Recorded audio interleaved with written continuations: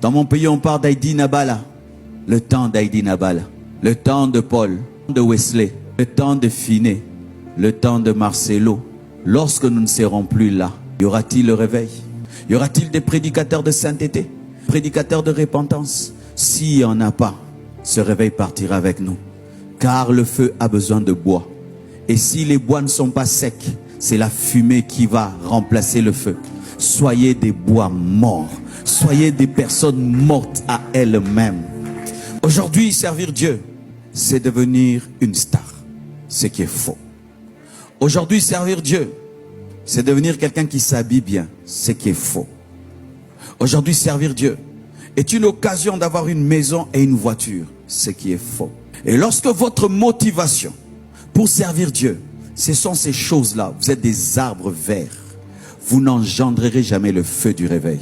Vous allez engendrer la fumée de la religion.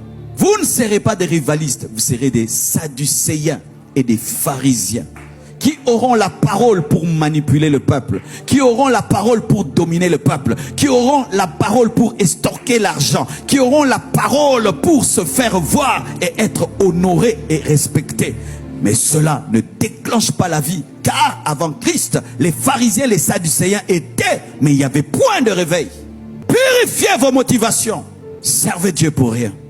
Que votre bonheur et votre plaisir soit le salut des âmes, le salut des âmes, le salut des âmes, les disciples, les saluts des âmes. Et si Dieu va ajouter voiture, maison, gloire à lui, mais ce n'est pas le but du ministère. Ce n'est pas la vocation.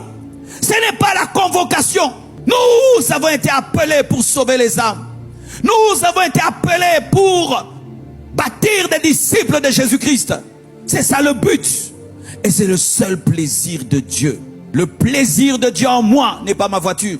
Le plaisir de Dieu en moi, c'est ce que je t'enseigne maintenant. Le plaisir de Dieu en moi, ce sont ces fils que j'ai engendrés dans le ministère, qui engendrent des églises. C'est ça le plaisir de Dieu en moi. Et si cela est votre fardeau, votre désir ardent, le Dieu qui voit dans le secret et qui peut lire dans le cœur dira: voici, j'ai trouvé cette fois-ci un homme selon mon cœur. Soupirez après le salut des âmes, soupirez après un réveil, soupirez après une grande moisson. Lorsque vous voyez ces jeunes se livrer au péché dans vos cœurs, dites: Dieu, réveille-moi pour les réveiller. Lorsque tu vois autour de toi, il n'y a que des ossements desséchés, oh Dieu, ressuscite-moi pour les ressusciter.